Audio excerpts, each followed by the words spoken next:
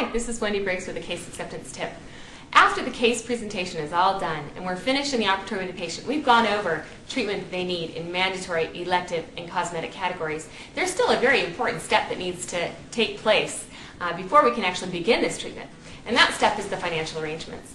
And often this is where we hit a snag, we hit a roadblock with the financials.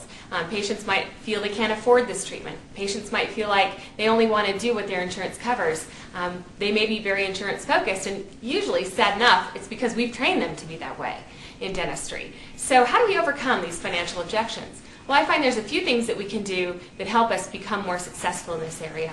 We need to have one financial advisor or financial coordinator in our practice that can go over the financial estimates the majority of the time with our patients. It's important that our patients begin to establish a relationship with someone. Okay? We've got a lot of options, a lot of great solutions for our patients today that we didn't even have 10 years ago. Outside financing companies such as Care Credit, Capital One, Unicorn, a lot of great companies that provide a really good service for our patients who are looking for more comfortable payment options. What I found is often with patients it's not how much does it cost, but often it's how can I pay you? What are my options? Do you have terms that I can afford? And so your tip for today is when you're going over your estimate with patients, instead of saying they have $5,000 worth of treatment, talk about it in terms of a monthly payment amount. If this sounds like the kind of dentistry you're looking for, we can probably get it done for as little as about $150 a month.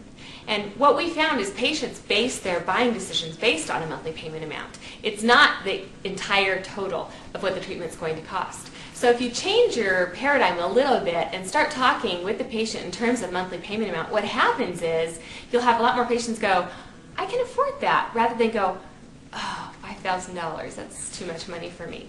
So again, having good financial options in place for your patients, being able to review these options with them the day they receive their treatment plan is important as well. We can't send them out the door and say we'll call you and let you know what your options are anymore. We really need to get it handled before the patients leave. And again, ideally, we're talking about their treatment in mandatory, elective, and cosmetic categories, which does another really powerful thing with our patient's level of understanding, especially when it gets to the estimate.